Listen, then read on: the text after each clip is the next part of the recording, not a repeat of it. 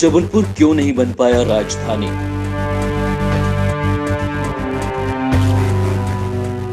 भोपाल के नवाब ने कैसे बिगाड़ा बना बनाया खेल? देखें कब, क्या और कैसे हुआ। वर्ष 1817 में अंग्रेजों ने जबलपुर पर अपनी सत्ता स्थापित की।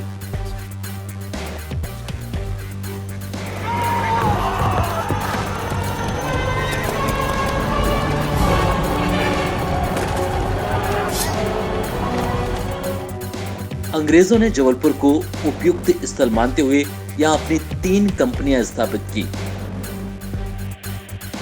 ईस्ट इंडिया कंपनी के समय इसे सागर नर्मदा टेरिटरी के नाम से जाना जाता था। अंग्रेजों ने जबलपुर की पात्रता को देखते हुए यहां रक्षा, दूरसंचार, रेलवे के बड़े केंद्र स्थापित किए। उस समय सीपी एंड बरार की राजधानी नागपुर हुआ करती थी। नागपुर के बाद दूसरा सबसे बड़ा शहर जबलपुर माना जाता था। आजादी के पहले तक जबलपुर शिक्षा का बड़ा केंद्र भी था। Model high school, Robertson college और मध्य भारत का पहला महिला स्कूल भी 1870 में जबलपुर में प्रारंभ हुआ था, जिसे नॉर्मल स्कूल नाम दिया गया। आजादी के पहले तक शिक्षण संस्थानों की संख्या और पाठ्यक्रमों की विविधता के हिसाब से जबलपुर को एशिया का सबसे बड़ा शिक्षा केंद्र माना गया। देश की आजादी के आंदोलन में भी जबलपुर की महत्वपूर्ण भूमिका रही।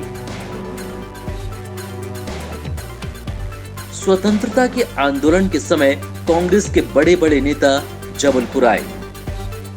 त्रिपुरी अधिवेशन में नेताजी सुभाष चंद्र बोस समेत कांग्रेस के आला नेता जबलपुर आए। जबलपुर नगर पालिका से ही कांग्रेस के झंडा आंदोलन का आगाज हुआ था और इसी के बाद यह आंदोलन राष्ट्रव्यापी हो गया।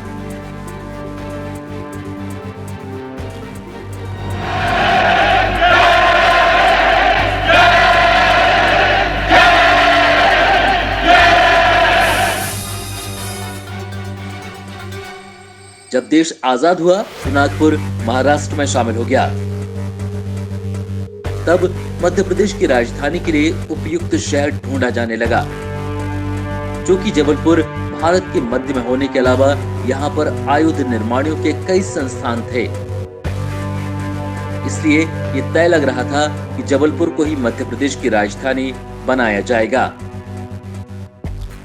आजाद भारत में राज्यों के पुनर्गठन के लिए बने राज्य पुनर्गठन आयोग ने मध्य प्रदेश की राजधानी के लिए सर्वाधिक उपयुक्त पाते हुए जबलपुर का नाम प्रस्तावित किया था। उसी दौर में संत विनोबा भावे ने जबलपुर को संस्कारधानी का नाम दिया था। जबलपुर के कद को देखते हुए ये तय लग रहा था कि जबलपुर राजधानी बन जाएगा, लेकिन तभी हालात इस कदर बदले कि जबलपुर से 5-6 गुना छोटे शहर भोपाल को राजधानी बना दिया गया। राज्य पुनर्गठन आयोग की पूरे देश के राज्यों के पुनर्गठन की सभी सिफारिशें मान ली गईं, लेकिन जबलपुर को मध्य प्रदेश की राजधानी बनाने की एकमात्र सिफारिश नहीं मानी गई। भोपाल को राजधानी बनाने की भी एक अलग कहानी है। भोपाल के नवाब हमीदुल्लाह खान भारत से संबंध नहीं रखना चाहते थे। वह हैदराबाद के निजाम के साथ मिलकर भारत का विरोध करने लगे। नवाब हमीदुल्लाह के इरादे खतरनाक थे और जिन्ना से भी उनके मधुर संबंध थे। इस बात की चर्चा थी कि उन्होंने 1948 में बैंक ऑफ भोपाल की शाखा कराची में खोलकर सारे पैसे वहां भिजवा दिए। नवाब तब हिंदुस्तान के बीचों बीच रहकर पाकिस्तान से संबंध बनाए रखना चाहते थे। दिल्ली की सरकार देश के हृदय स्थल में पाकिस्तानी गतिविधियों का कोई केंद्र सक्रिय नहीं देखना चाहती थी।